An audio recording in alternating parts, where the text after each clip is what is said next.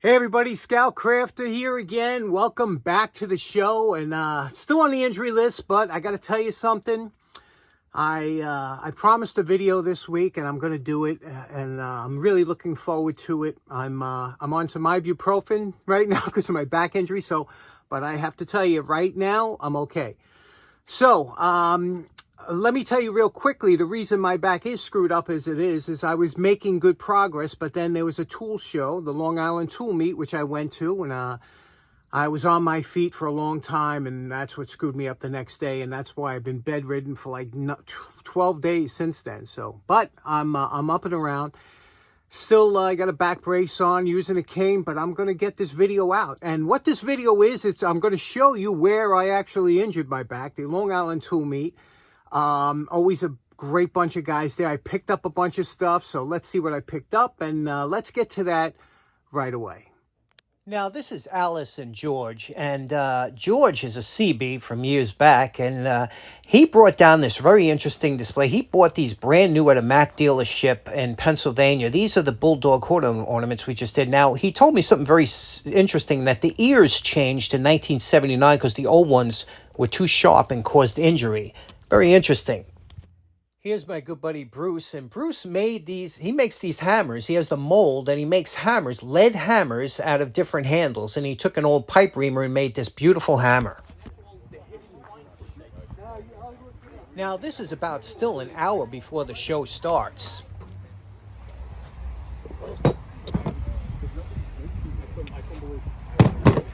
We always love the $1 tables, don't we, George? I tell you, it's good. I just got to tell you about Camp Lejeune.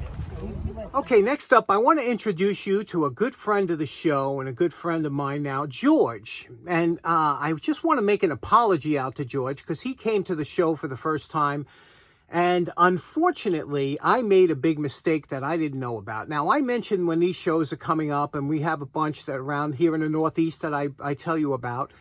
And I said that this show is going to be from 5 to 7. I did not say p.m. I said 5 to 7 because I'm foolish. I've been going there for 20 years. I just assumed. And all of our tool shows are usually in the morning, but this is the only one that's at night. So I said 5 to 7. Poor George showed up at this barn, the Smith barn. He showed up at 5 a.m. and he waited there till 7 a.m. I was like, oh my God. But he came back that night at 5 p.m. I felt so bad. What a great guy. Everybody loved George, and he got some great stuff there, so I'm so glad he came by. And I just wanted to give a special shout out to our good friend George and apologize for that. We used to use someplace in Queens. Now? Cat, but we, like I said, I'm done with cats because diabetes. Mike always has some fantastic things. You could spend all day looking through the cool stuff that Mike has at his table, and you could see here, this is the $5 section of his table. We passed the $1 section to the left, but just so much stuff. And if you bundle it together, he gives you even a better deal. They're not going to do anything. They had people there with chickens and stuff, and I said, this is a dangerous place. But we waited like 2 hours for them to do an exam, and then I left there. I said, I come. Here was a nice little lathe for $35, but I just don't have the room. But it's clean, the motor works, it drives.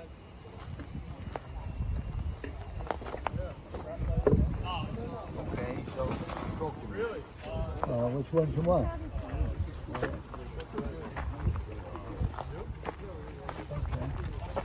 There was one hanging in my garage, and when my mom sold the house, I think it was still hanging there. What is it? Bug sprayer.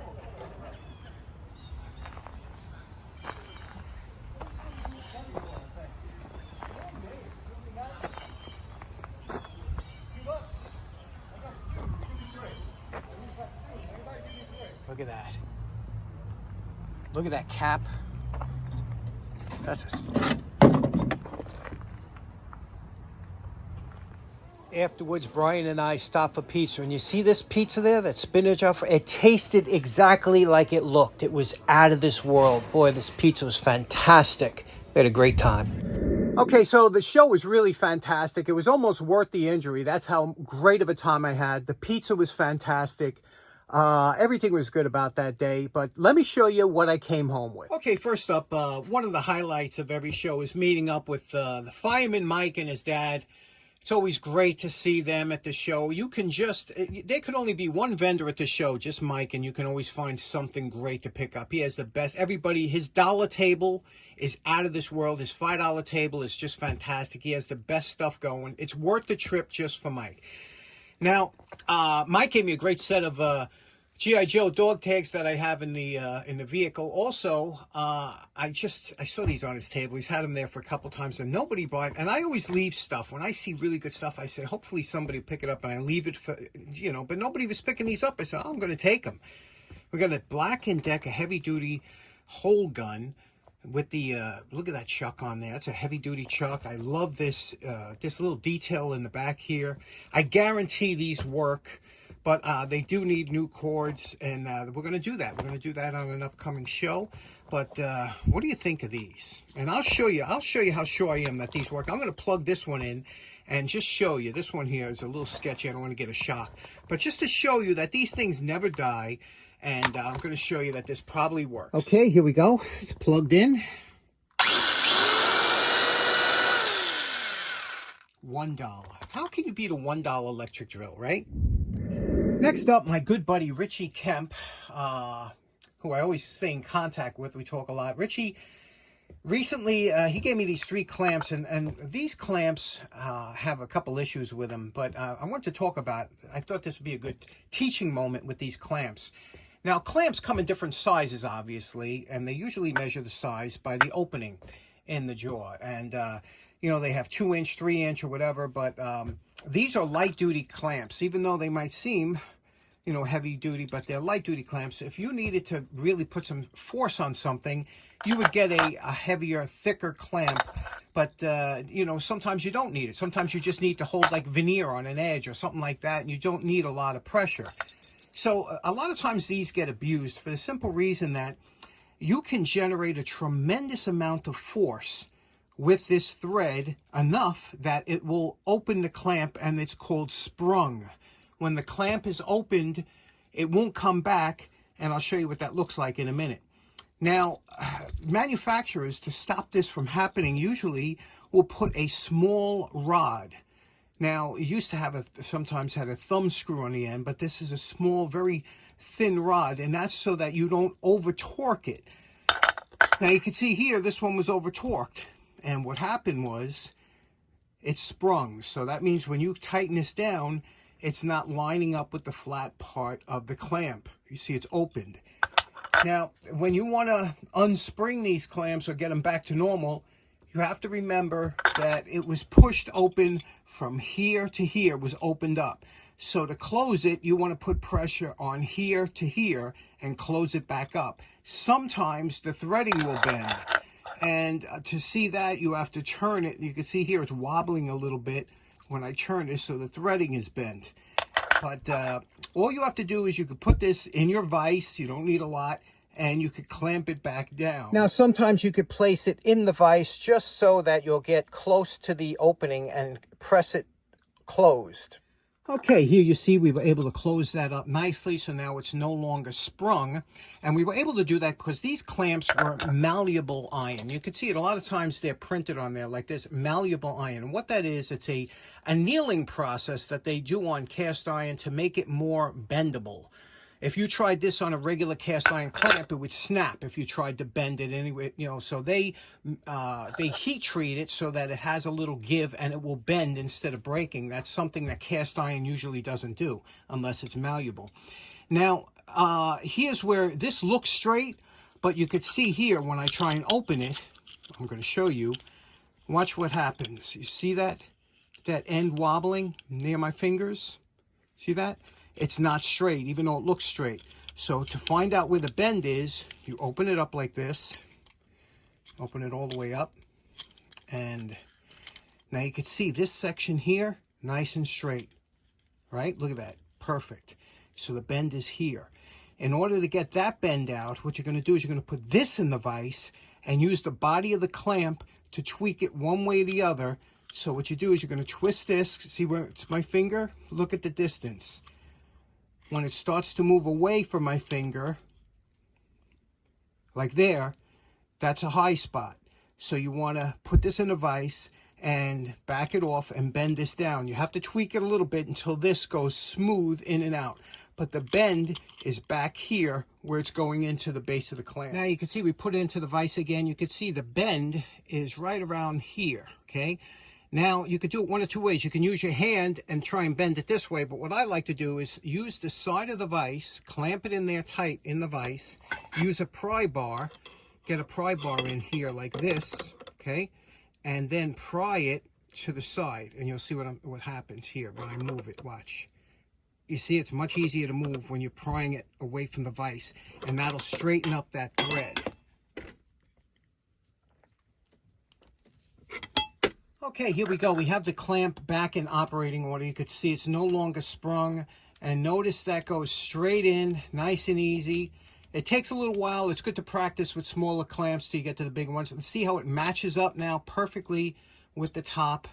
That's the way it should look. And you could do this with all your clamps. A lot of times if they're bent out, you can always bend them back. And it's a good idea to practice, especially with the smaller ones. They bend easier. Now, Richie also gave me this absolutely fantastic folding pick or mattock. I don't know where. I've never seen this issued before, but this is absolutely really well made. The thickness of it, the quality of it, really nice. And I was surprised to find out it's stamped Japan. And you can see how this works. And here's the stamping. You can see Japan written right there. I don't know if you could see it. But you can see it opens up just like the other ones here. Spins open. And now you have a great folding pick. Wide side here. This was sold at a place called Morsan for a price of $2.49. That might have been surplus. I'm telling you, this is forged. It is a really nice piece. We'll clean this up. Never seen it before. Have any of you ever seen this piece? What a beauty, huh? Really well made, too. Next up, a gift from my good buddy John. Now, I see John, a lot of times he makes it down. I'm surprised. We don't know where Kyle was. Kyle was, I don't know, MIA. But John was down there. He gave this as a gift to the show. And this is a Scout knife. And these Scout pocket knives were fantastic knives. Well made. A lot of times they were beer. And when you give anything to a 12-year-old, they're going to, abuse it. But this one here wasn't. It was used nicely. And it was made by us. You can't really see it. Let me take it to the wire brush. I think it says Ulster under there. Okay, there you go. You can see it says Ulster, and then it says underneath USA. These were really well-made knives. This here is a can opener. Works fantastic and all. And this here is a combination bottle opener and screwdriver. It has the little lanyard hook on here. A great, easy cleanup. We're going to be doing that shortly. What a fantastic knife. This actual design actually traveled over to the military. The military had a very similar knife, different scales. They were metal scales, but same format. Fantastic knife. Next up, a gift from my good buddy Brian O'Hare. Everybody knows and loves Brian. And this is a flashlight, LED, you can see, LED flashlight, marked Halo. And you say, well, it's a regular flashlight. It's got a magnetic base on it, You say, so what's so different about that? Check this out. This is pretty cool. Watch what happens when I pull the head straight. It's telescoping. A telescoping flashlight with a little bendy part at the end. So if you have to get into, if you have to get into some place like far or whatever, or look under something, you could turn it around. How cool is that, huh? Very cool. Next up, we got a couple show and tells from my good buddy Mike, Roger and Mike, two favorite brothers. Mike had this for a while, and he says this be fun for the show. Does anybody know what this is? 357 Magdad. Might have an inkling, but let me show you what it is. When you open this up here, it unscrews. Look how well made. Look at that beautiful knurling. Look at this. Screwdriver on there, right? You say, okay, what is a screwdriver? Check this out. Besides a screwdriver, it's got these. Okay, and this is where 357 Magdad knows exactly what it is. Let me put it together, show you what it is. Okay, you can see those four pieces screwed together to make a nice long rod. And then what you do is you unscrew the screwdriver like this. You just give it a couple turns. This will pull out. It's got a, let's see here. Here we go. A couple turns, that pulls out like that. And then you place the rod in here. and it goes into the handle. Let me show you. Okay, we put that in. You see this long rod here, right? Now, this on the back here, let me zoom in. On the back here, you can see, look at how nicely this is made. This is a rifle bore cleaning kit. You see the accessories that go onto here? And you put those on the tip here, and this has a swivel. You can see it swivels. So this would be for your patches. This would be to hold a brush. If you want to put a brush on it that has a wider threading. Usually the regular brushes will fit normally on here, but this is for cleaning your, running a patch through the bore. You can see when you screw this in, this swivels so that it'll allow, see, it swivels. How nice is that? What a beautiful, beautiful, beautifully made, probably German, right? Guaranteed. Isn't that nice? Also, Mike gave me this fantastic Alpha Utilities Petrometer or Petrometer. And what this is a tank reading meter that would read how much fuel you have in your tank. And a lot of people had external tanks. Some people had buried in the backyard a 1,000-gallon tank. This you would hang on the wall, and it would tell exactly how much oil you had in the tank. And you could run this in a different area. It don't have to be right next to the tank. So you could run it upstairs if you wanted to, whatever the case may be. And you could see here it has a little purging valve. And look, it says Petrometer on there, right? Do you see that? It's embroidered. Oh, I can't wait to work on this because you got to take off some of the white paint, polish it up. It's got the glass vial. Is that not beautiful? Look at the graphics on here. Look at it. Petrometer. Type C. And look over here. Alpha Utilities Incorporated. How cool. I'm going to put this in my living room. That's right. That's going right in my living room. I'm going to take off this copper tubing and I'm going to put it in my living room. That is the coolest thing ever. Next up, I bought these. You know what? You might think it's kind of goofy, right? You say, oh, it's a pair of scissors. Kind of. My grandmother had these pair of scissors hanging in her kitchen my whole life. And what happened was, there used to be a grinder that would come by. He had an old green truck, and he was a knife and scissor sharpener, and he would ring that bell. You would hear that bell ringing as he would come down. My grandmother would say, oh, Johnny, tell him to wait. So I'd have to run out and say, wait. And the guy would pull over and wait. And my grandma would gather up some knives and some scissors to have sharpened. He charged a couple dollars for, you know, services. And I would watch him from outside the truck. He had a pretty cool setup inside the truck. And he would, you know, he was good at sharpening. So when I brought these scissors out, he started sharpening them. And don't you know, the tip broke off. I saw it happen right there. He was sharpening it. And about an inch and a half, like halfway, it broke. It just snapped, and I was like, uh-oh. So, old Italian guy or something, he was from somewhere. So he looked at me, and he said, okay, you know what he did? He ground down the tip, so he made it look like this, but it was short, right? And he gave it to me. He goes, you know, bro, he goes, I no charge you for this. So as a kid, I'm like, okay, you know. He didn't charge us, but it was half the size. And do you know, that scissor still hung in my grandmother's until she passed away. I don't know what happened to it. I think somebody scoffed it, but I always loved that scissor. Even with the short throw, it only, you know, but that's where 90% of your cutting comes from with a scissor, is back here. That's where you get all your leverage. It was fantastic. So when I saw this Wiss, these are universal. They used to use these for all kinds of stuff, but interesting, right? It came with a story. Next up, my good friend Bruce Groton, always bringing stuff down. He's such a great guy, and he brought down a bunch of stuff here. Some really cool things, you know, brass knobs, and look at these washers. I still have these faucets in my house, so this is fantastic. Faucet washers, and we don't know what. Does anybody know what this is? Don't guess quickly. At first, I thought it was a door stop because of the way it looks, but I don't know. This opening up. Somebody knows what this is, and I feel like I should know, like I've seen it before. Who knows what that is?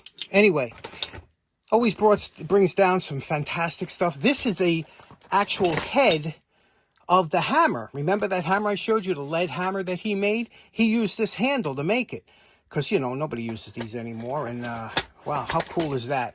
So I got that, and let me show you what else I got from Bruce.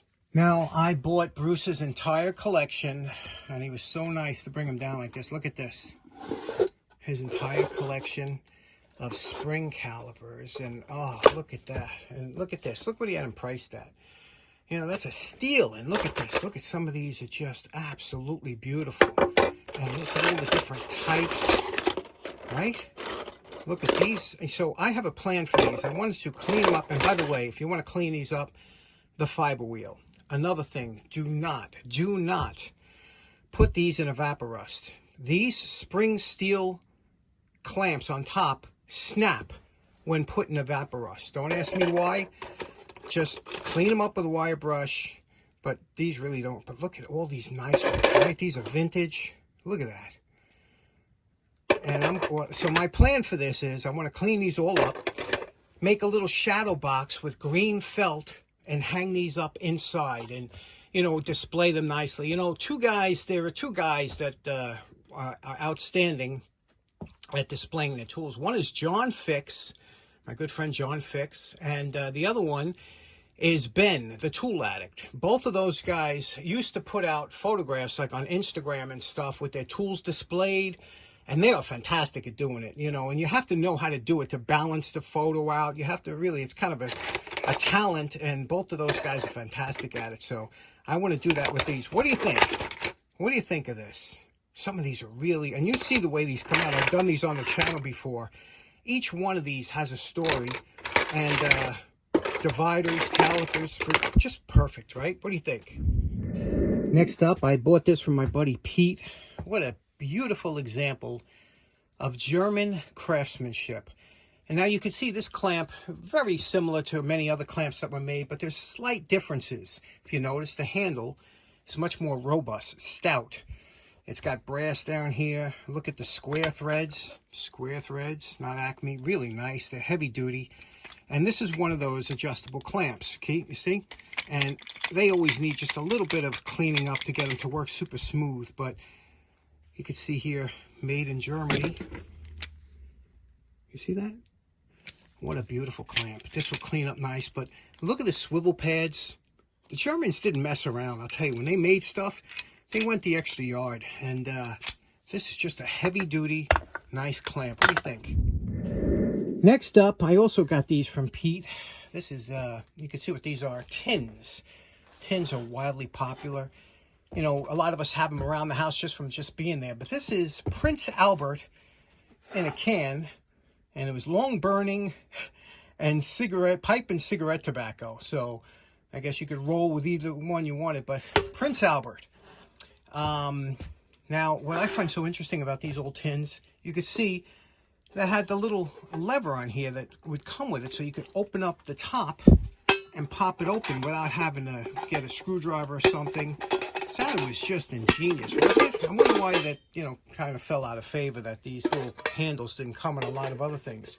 In here, he had an assortment of nails. There are that kind of nails. In this one here, there's roofing nails, and which a lot of people kept, but I always like these tins, and I'm going to show you how to clean these up, that they come out minty. We'll take out the nails. Let me show you what kind of nails are in this one here. I don't know what happened to the little, this has the regular roofing nails that we all, somehow, these always find their way into your basement, galvanized nails. They're like hundreds of them.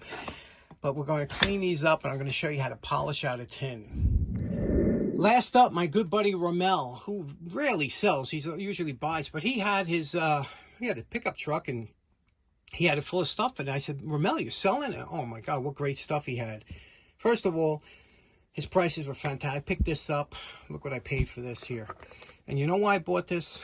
I bought this because every single brace I have is at, you know, rusted or tarnished or something. This is the first one I've ever seen that was like chrome. This is a newer style, and it was made by Great Neck. But it's nice to have one that's kind of in decent shape, right? Next, what I got from Rommel is, I have a few of these. I just have a love for these old. This is a single-phase watt-hour meter from General Electric, vintage, probably from the 30s or 40s. I don't know, but these things are just, if you knew how hard it was to regulate electricity and to charge you by how much you used, it was very difficult. And this is a mechanical, this was a great patent that they figured out, how they could charge you for how much you used, because, you know, back then they didn't have electronics and things that they could figure it out. It's done mechanically. I'll show you how that works. I have one that's open. But this one here, like I said, a vintage, they clean up nice. I'm going to put it on a board with some other vintage electrical things. And you could actually set it up that these move and show you how, you know, the wheels would move faster or slower depending on the electricity that you used. And just amazing. Amazing invention. Not like the new ones they have today that are just kind of blah looking, right? The digital ones. And last up, what I bought from Ramel was this cool, what is that? Dessau pipe threading oil. Now this is that sulfur-based type, and it really kind of stinks, but nothing worked like this stuff. This stuff had, God knows what it had in there, probably lead and all kinds of things that they won't use today because it gets into the soil, but this was fantastic for threading pipe.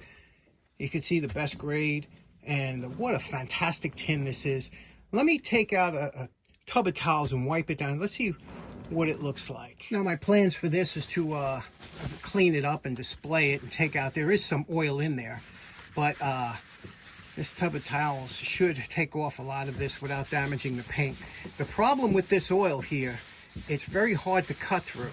You can see even the tub of towels is so you have to find the right chemical that'll get through this, obviously without damaging the graphics. So you can see here the tub of towels, although the tub of towels work great on a lot of stuff, it's not cutting through this. So then you try another chemical. Now I tried Goop hand cleaner, that did nothing.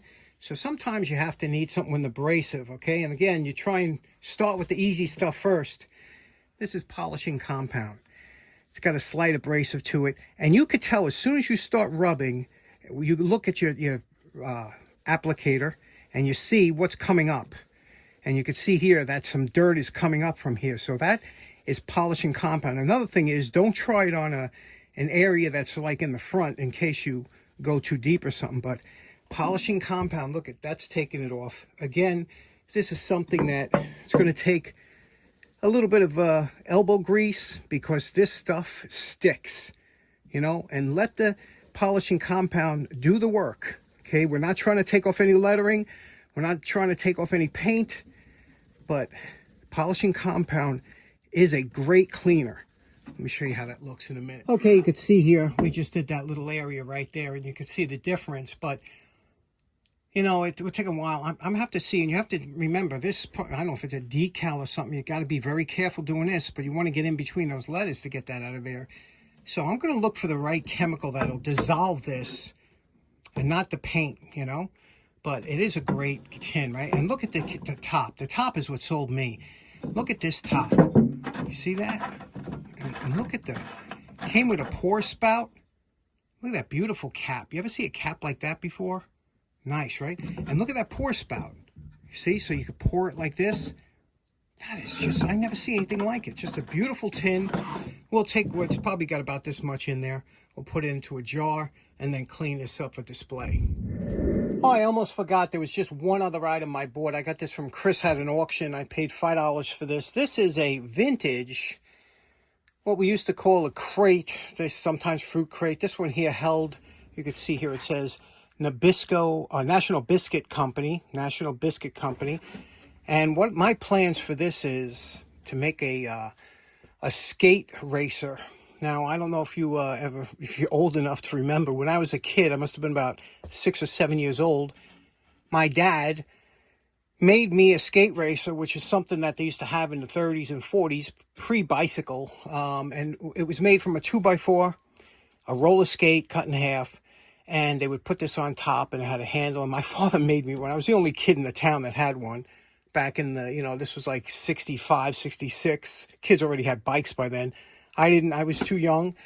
My dad made me a skate, and I remember that whole summer I rode that thing, and it was loud because I was a big kid riding that thing with the steel skates. Always made a lot of noise, but I always wanted to make one.